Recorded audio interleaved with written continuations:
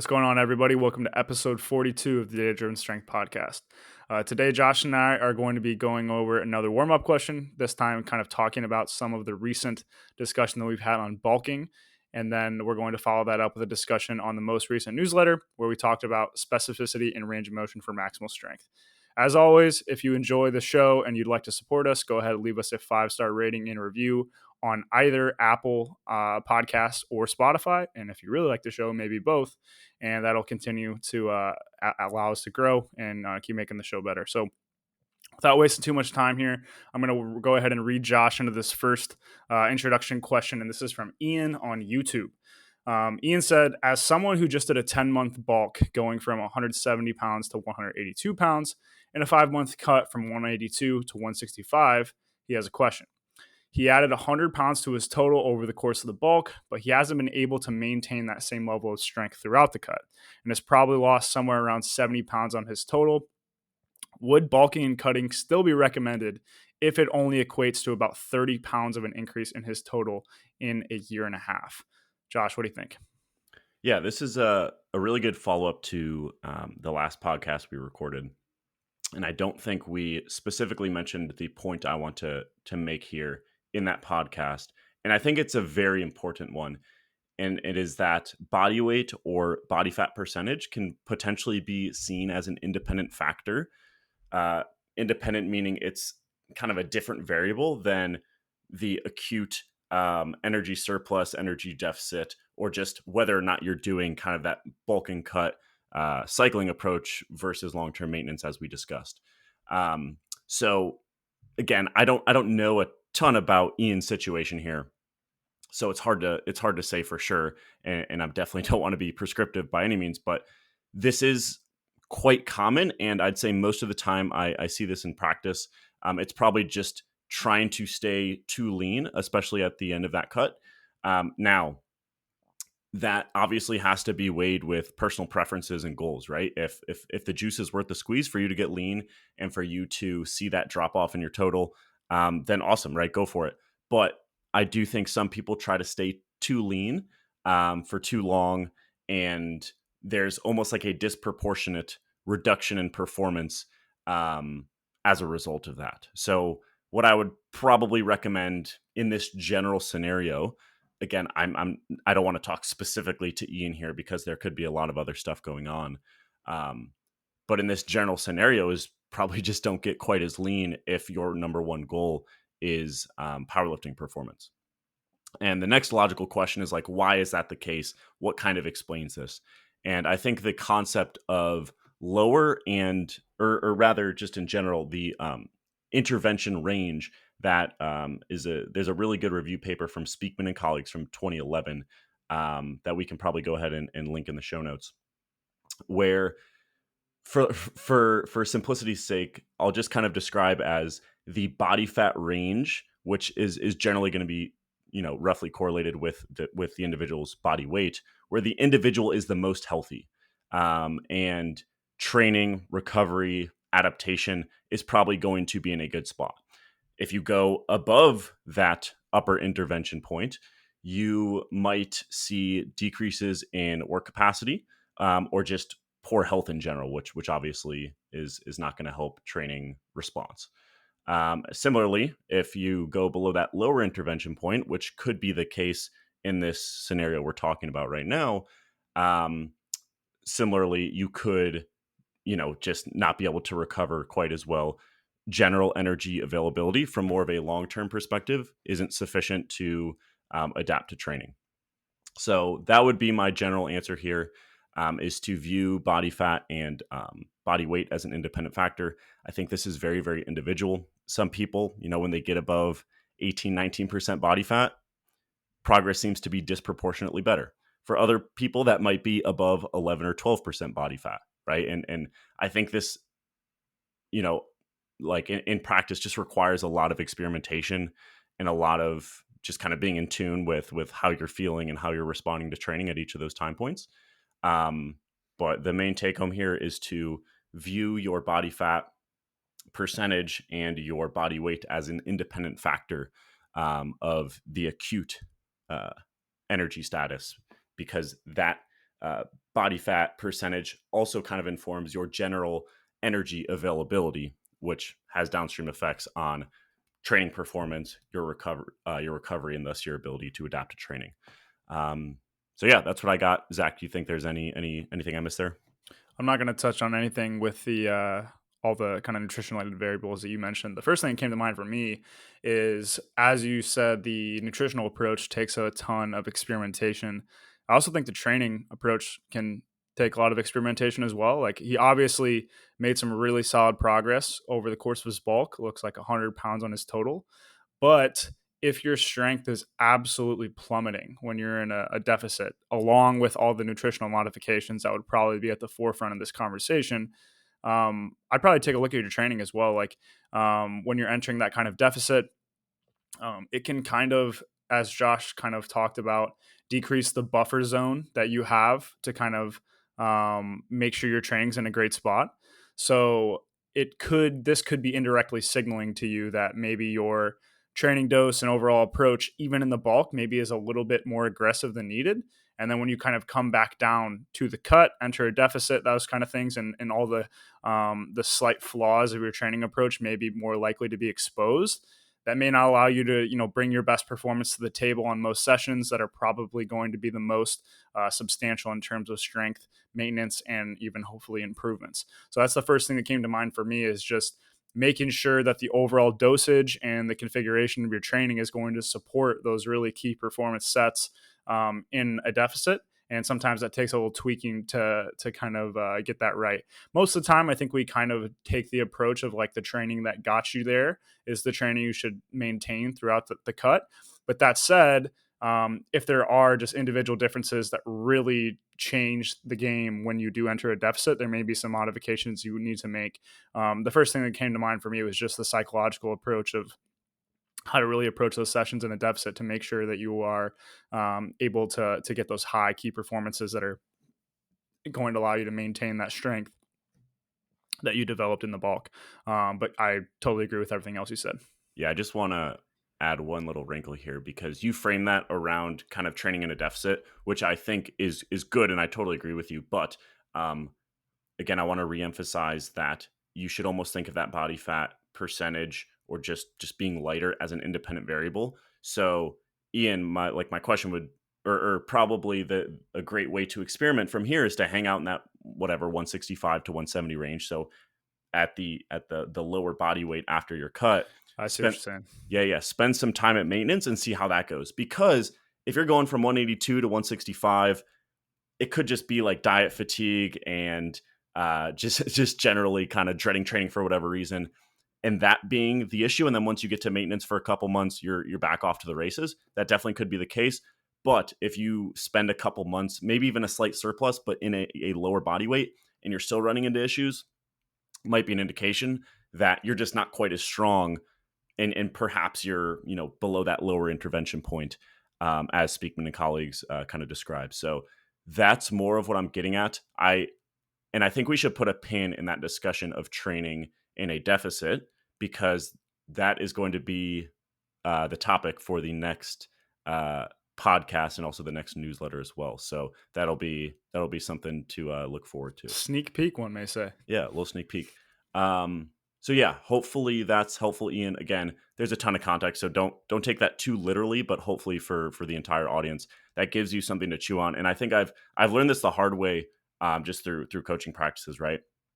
And it just seems to be the case that performance recovery can be disproportionately affected by changes in body weight, and being really in tune with that stuff, and being able to look back on, okay, this was a really successful or a really poor training period. What might explain that? Is there anything going on with body weight, or body fat percentage in general? All good? Sweet. All right, let's roll into the main discussion for today. So this was the topic of our most recent training takeaway newsletter. So if you're not already signed up for that, there will be a link in the show notes or description of this podcast to go ahead and sign up. Make sure you guys get those straight to your inbox.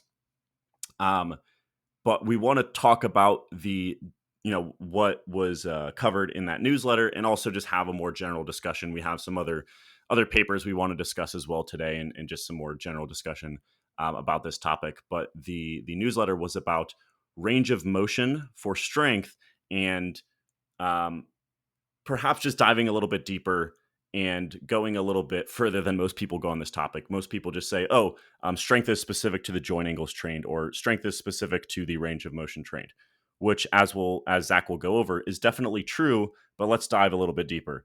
Is there a potential benefit to mixed range of motion training?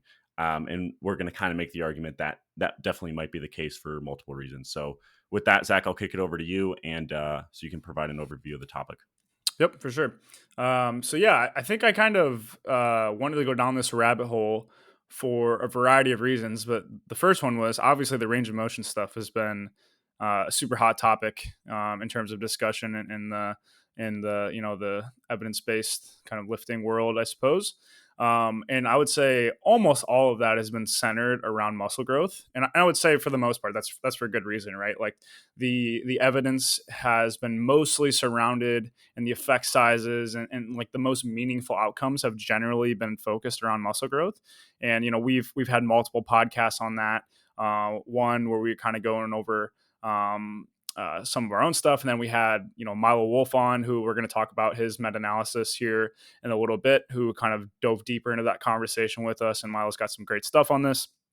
And I think, that most of that conversation has just been surrounded around muscle growth and how longer muscle lengths can, generally speaking, promote greater muscle growth per set.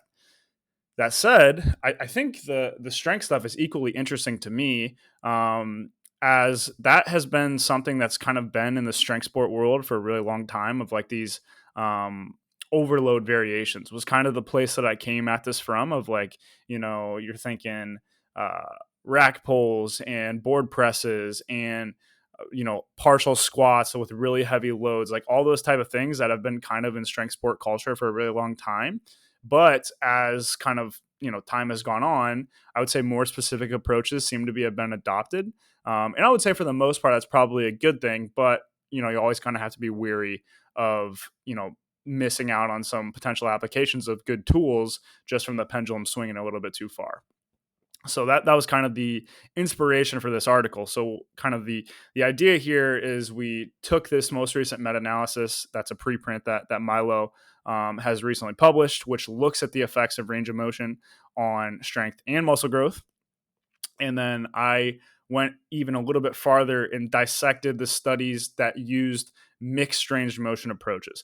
So the reason I think that's the most relevant is that a vast majority of the studies are going to compare studies that groups that use full range of motion, which, as we'll discuss, is somewhat arbitrary and hard to define, versus groups that train with a partial range of motion, meaning they don't perform the exact same total range of motion as the other group. To me, that is more of like a theoretical comparison to kind of look at things from a very high level and kind of generate these principles in which we start from. But the ecologically valid comparison that arguably most people actually care about are all full range of motion sets versus approaches that use what I'm just going to call mixed range of motion approaches, meaning they have some exposure to full range of motion in their training, but they also use some of these non-specific range of motion sets where they do, generally speaking, these shorter range of motions that allow them to use heavier loads. That to me is actually what people do in practice, and that's the comparison that we want to make. So going back to Milo's meta, one of the sub-analyses that they did that I think is a really good place to start is that they looked at what are called biased strength outcomes. So in all of these studies that compare full range of motion to partial range of motion, there's a variety of ways you can measure strength, right? Just as a very basic example, you could have a full squat 1RM or a partial squat 1RM. And in a study that compares full squatting versus partial squatting, some of those groups have a bias towards those outcomes. For example, if you're looking at full squat 1RM strength as your test of strength, the full range of motion group is biased toward that outcome, meaning they have more familiarity with that task. And the same can be said in a study that measures partial 1RM squat strength for the partial squatting group. They are biased towards that outcome as they have more familiarity with that task. And put simply, what they found in this most recent analysis was that strength gains do seem to be specific in that regard, meaning the groups that are biased or more familiar with the strength task do seem to be a little bit get a little bit better adaptations in terms of strength gains for those tasks, which would kind of fit the principle of specificity and is a really nice way to like simply state the findings of that meta-analysis. However, as we'll talk about, that all or nothing nature of most of the studies just isn't a great comparison from an ecological validity perspective, nor is what most coaches would have athletes do if they do advocate for some of these, shorter range of motion approaches. So that's where I kind of, picked out a few of the studies that do apply to this more practical comparison and kind of tried to roughly pool those together. And so I'll kind of just roughly outline the findings of what we found in the article. Obviously, if you want to go into all the details, go ahead and read the article. We'll kind of breeze over that a little bit and then try to get to more of the practical applications and dig a little bit deeper, which I think is what is useful for the podcast here. So just super roughly speaking, there were six studies that kind of met this criteria of what I'm calling mixed range of motion approaches.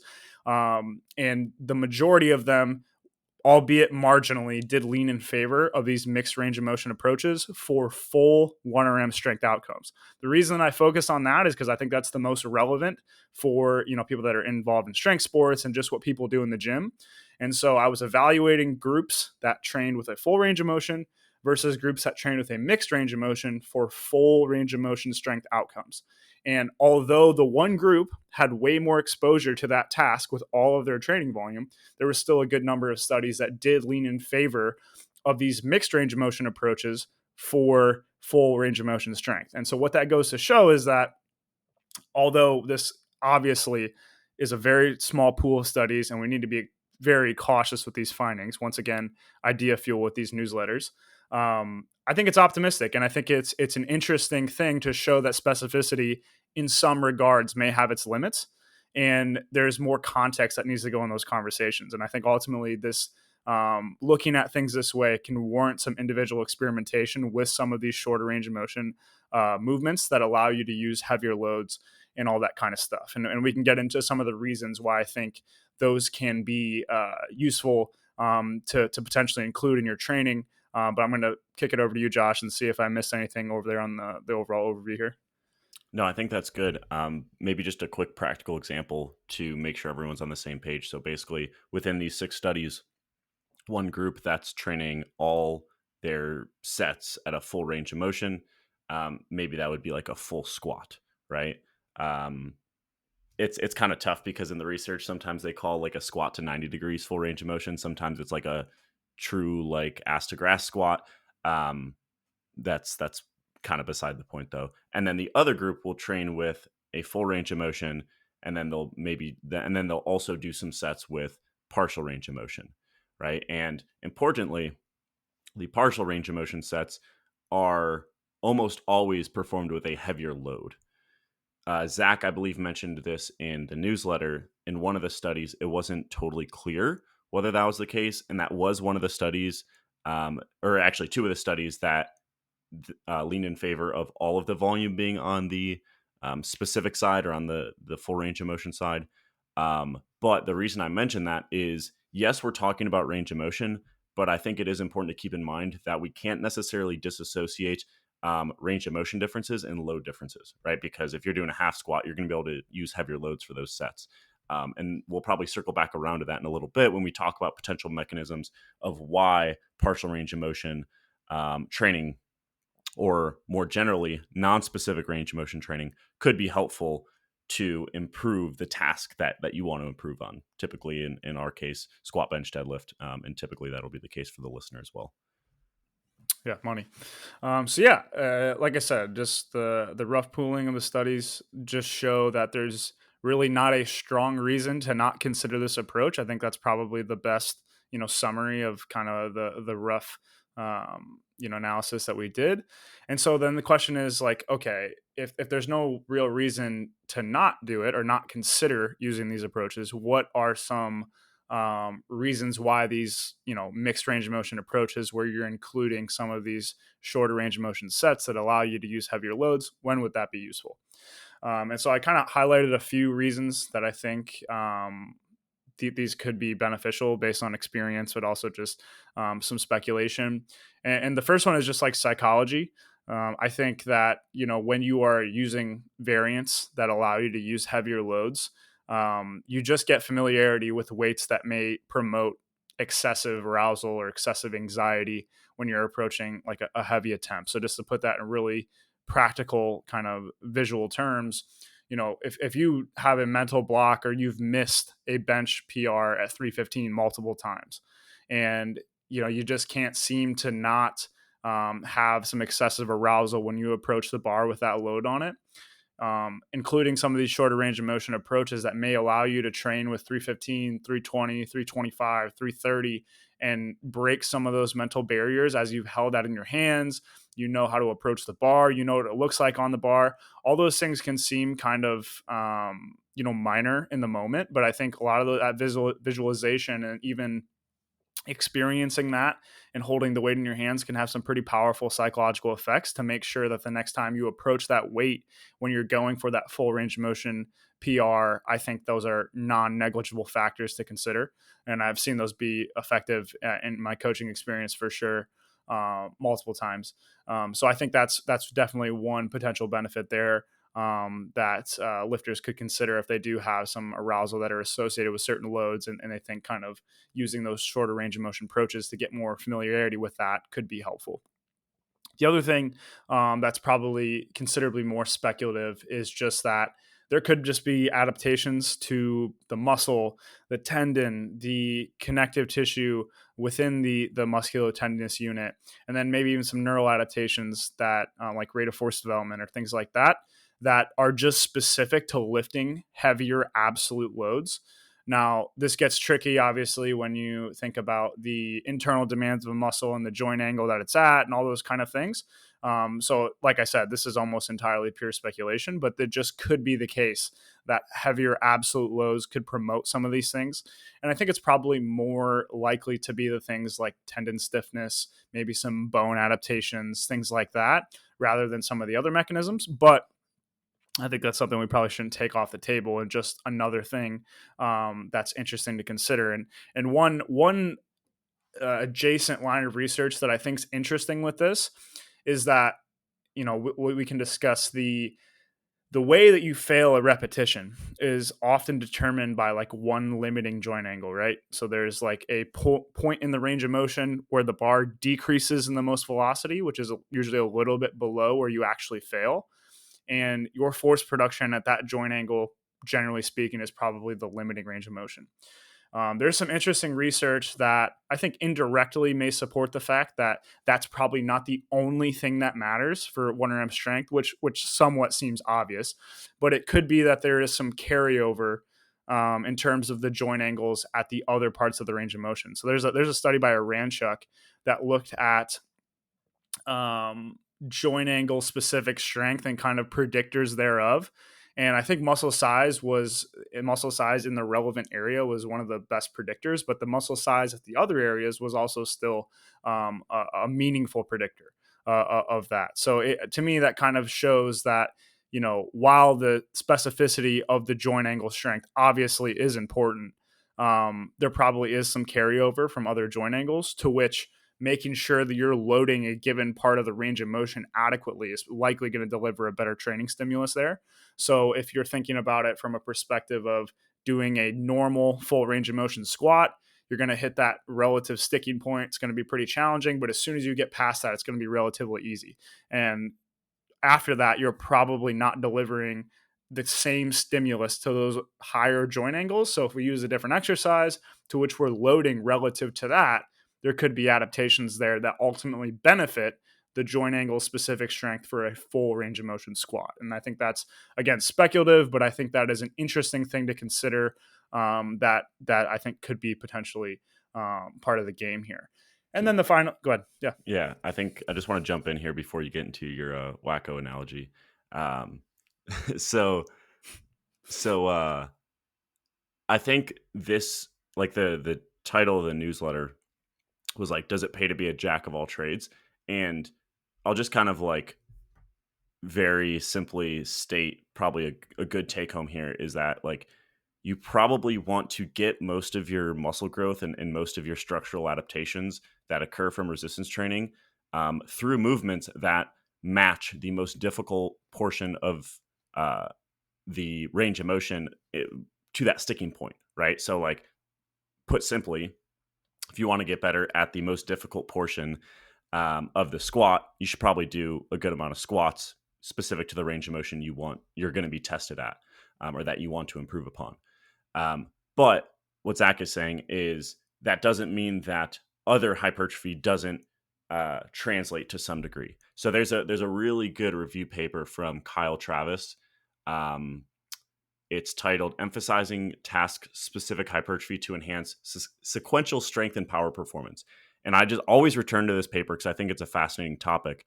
In that he emphasizes task-specific hypertrophy in the paper, as we just said, but that doesn't mean that there isn't just like diminishing returns to structural or just general hypertrophy at locations along the muscle that are less relevant to the sticking point joint angles.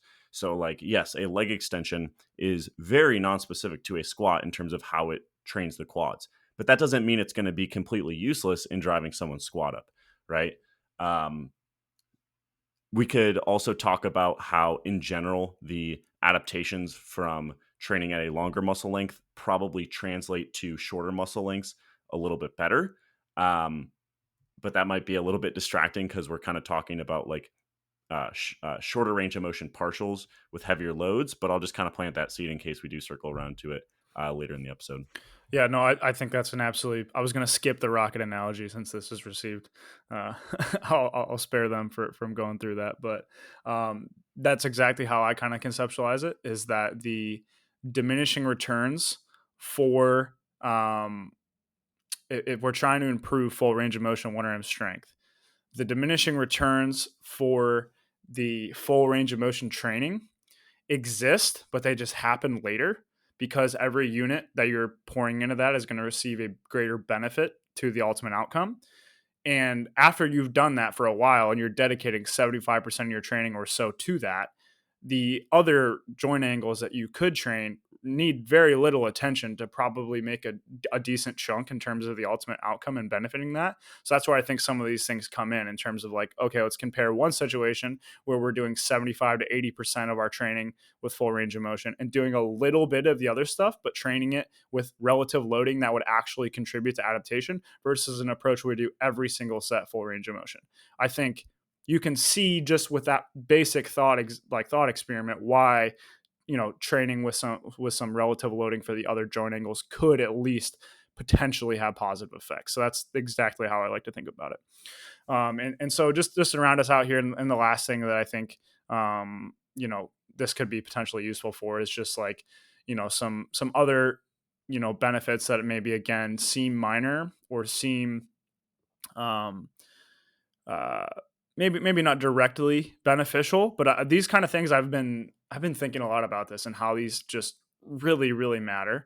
Like the people that get the strongest, I always say it, just are the ones that have been training the longest. Like I just think that is something that goes past people. So things that improve engagement, improve the ability for you to be consistent, improve for you to have effort and fun in training. I just think it's easy to throw that at the end of these conversations, but I genuinely do think that matters so much. And then the last thing is like theoretically, I don't know anything about this in TLDR, not TLDR, caution, terms and conditions apply. That's what Pac always says. We're not healthcare professionals by any means, but I've heard of the whole pattern overuse type thing. If you're varying up the range of motions, the most difficult parts of the range of motion you're training, maybe there's some benefit there to allow you to sustain higher overall training loads. Obviously, the other counter there is you could just decrease the training load with full range of motion. Just a thought, potentially that could be helpful, but I'm not making an affirmative claim there by any means. Just something to take into account. But yeah, man, I think that's a really good overall summary. And the thing that kind of made me the overall topic that this kind of made me think about is just specificity more broadly, and how that's often, I feel like, a little bit of a paradox rather than like a principle that holds true in every case. I was just going through kind of all the major things that we talk about in terms of training and how often it's not a linear relationship with specificity. Not obviously that seems somewhat, obvious, but I really do think it's something to kind of conceptualize, to say that it's not always appropriate to say XYZ is more specific, therefore it's better. That really needs to be contextualized in the case of the entire training program for that actually to be a valid argument. So you have things like, periodization. So um, although even if approaches are both using similar loads at the end of a testing period, including some periodization may be still a little bit better. And that would be technically less specific if one group is training with the same peak loads the entire time. Things like load, like one group maxes out only, one group does a little bit less load and maybe does a little bit more volume. That could potentially be less specific, but ultimately lead to a better outcome. And the same thing with volumes. If you were just training for powerlifting, to be the most specific, you would do 9 lifts every single day. But in some approaches, if you do some more volume, you could get more hypertrophy, all those kind of things. So ultimately, it just comes down to the fact that specificity does have limits, but I also think it's multifaceted. Specific for what? Specific for hypertrophy, for powerlifting, like that. There's layers to it, right? Like there's always that additional component of specificity that you can have that makes it so that it's not just this black and white thing. Is this specific or is this not specific? So I think this newsletter has kind of made me realize that even more, and that, trending towards things being a little bit more specific is obviously generally a good approach, but it's not this black and white thing that's a linear relationship at all. And there's definitely some more additional factors to consider what is and is not specific for an outcome that you're chasing, if that makes sense. Yeah, well said. I have a couple things I want to chat about. Hopefully we don't go on too long with this. But you kind of focused on comparing specific ranges of motion, so like a quote unquote full range of motion compared to some training at that specific range of motion, as well as some of the volume allocated to a partial range of motion. And those partial ranges of motion being, shorter muscle lengths in general, and heavier loads. What about the opposite though? What about longer ranges of motion and typically lighter loads as a result of that? So doing squats well below parallel, doing something like a bench press variation that allows you to get a greater stretch in the pecs. Maybe that's like a feet up bench press. Deadlift, doing some work where the glutes and the hamstrings are taken through a joint angle that they're not necessarily exposed to, or I should say the hips are exposed to a joint angle they're not necessarily exposed to in a conventional or a sumo deadlift. That wasn't a specific topic of this newsletter, but we did kind of put it as a recommendation at the very end. And I guess, Zach, do you want to just talk about that for a couple Yeah. minutes, why that recommendation was No, for put? sure. Yeah. And so this just comes from like kind of stacking these things of specificity, like I was saying. If we're looking at, the way we generally like to separate an obviously oversimplified model of strength, is you have the portion of strength that's dedicated towards skills and neuromuscular adaptations, that kind of stuff. And the other half of it that's more so dedicated towards muscle growth. Not the topic of discussion for today, but if we agree that hypertrophy has contributions to strength, and we take some of this other research that we've discussed at length, including some training that intentionally tries to get longer muscle lengths and longer ranges of motion, is probably going to benefit you on a per set basis for muscle growth. And my rationale in my head was, if we can get an increased ROI per set there, we'll have enough time, resources, and everything to dedicate potentially some of that training resources to these shorter range of motions that may have some independent benefits for 1RM strength. So you kind of use those to kind of counterbalance one another, and then you're able to hopefully take that entire picture and benefit 1RM strength. So I wouldn't say I looked at that research specifically to see if that has inherent benefits for 1RM strength, because I'm just not aware of any research that does that with, bamboo bar, Duffalo, not bamboo bar, cambered bar or Duffalo bar bench press, or like a ass-to-grass high bar squat.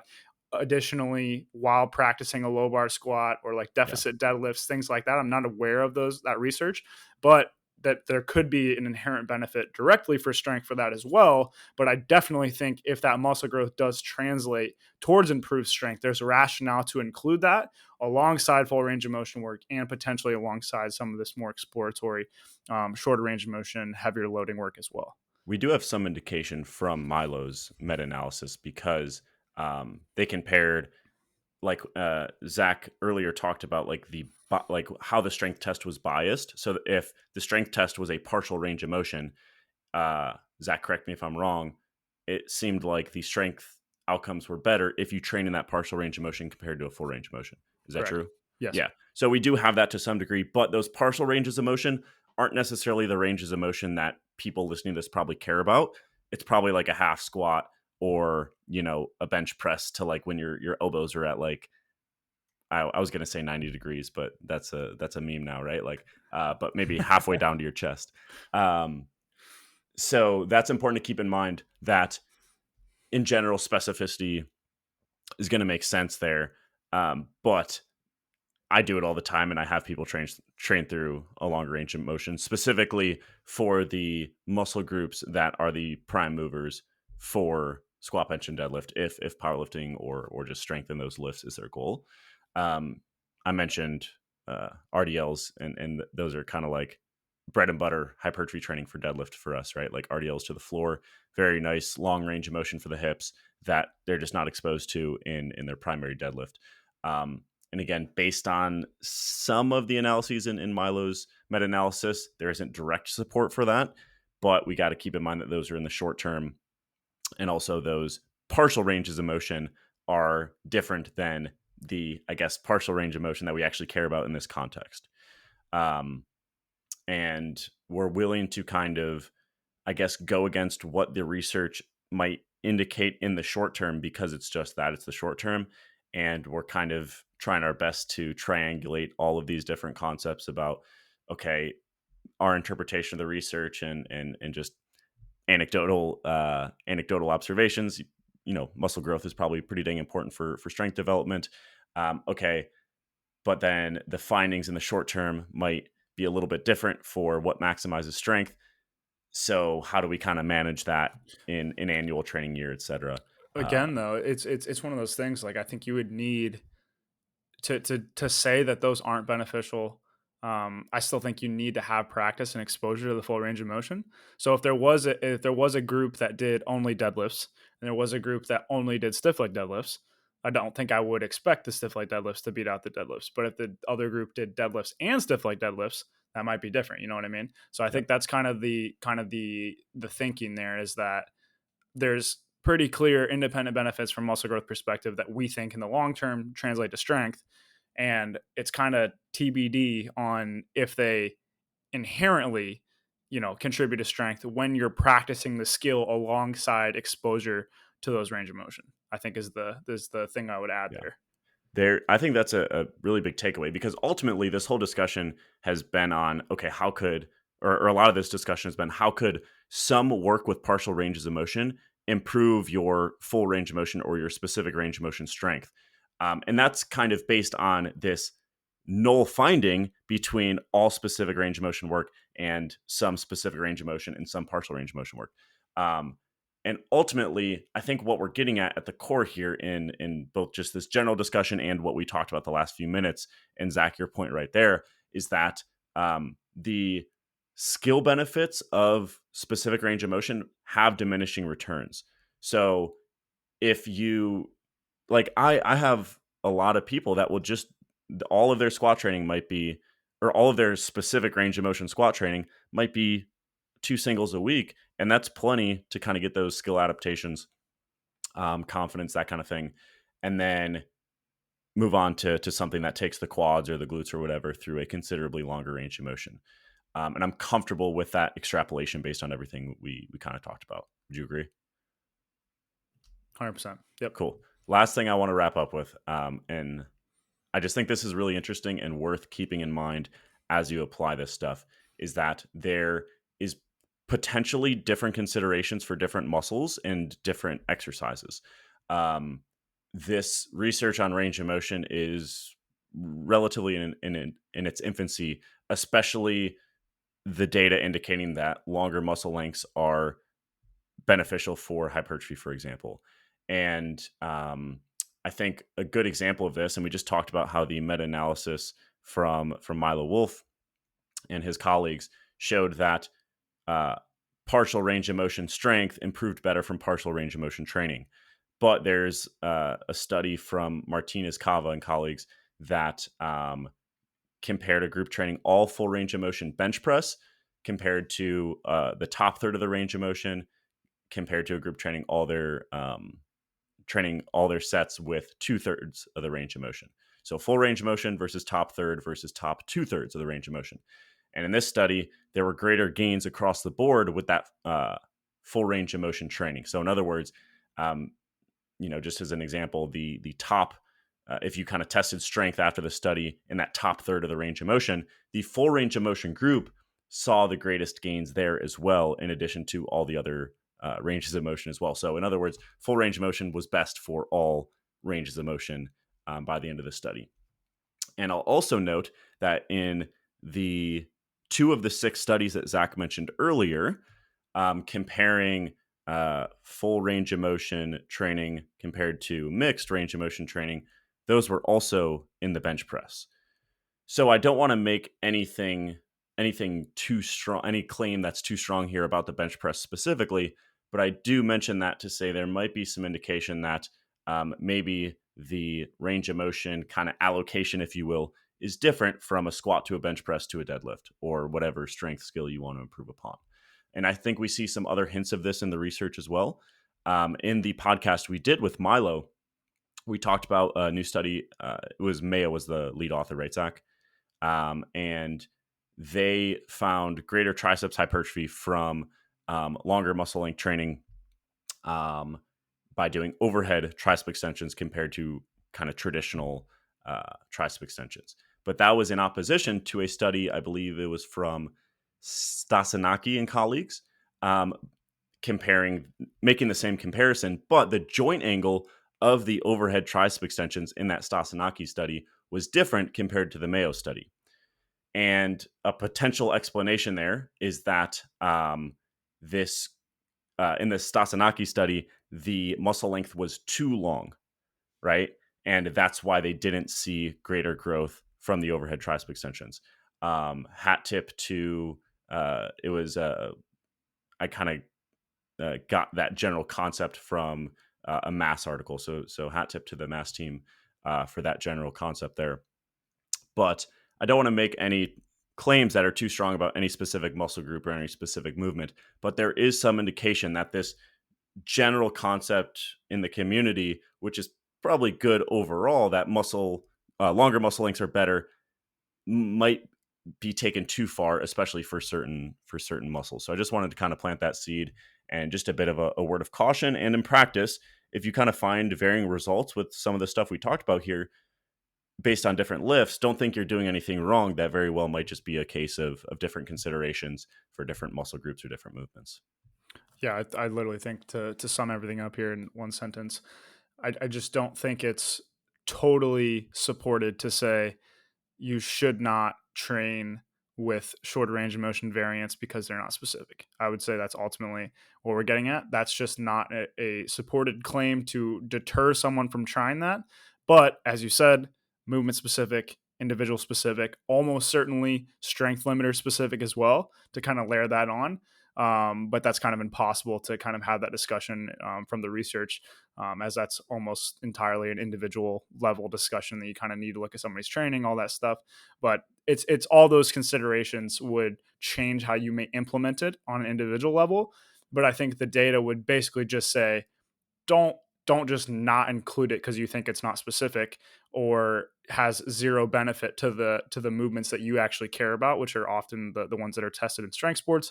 Because I think there could be potential applications there, and some of the data is a little bit more optimistic than you may think initially. So Cool. Well said. With that, we'll go ahead and wrap it up here. Um, yeah, thank you for listening, guys. If you're not already subscribed to the Training Takeaway newsletter, link to do so is in the show notes. So yeah, with that, thanks for tuning in, and we'll see you next time. thanks, guys.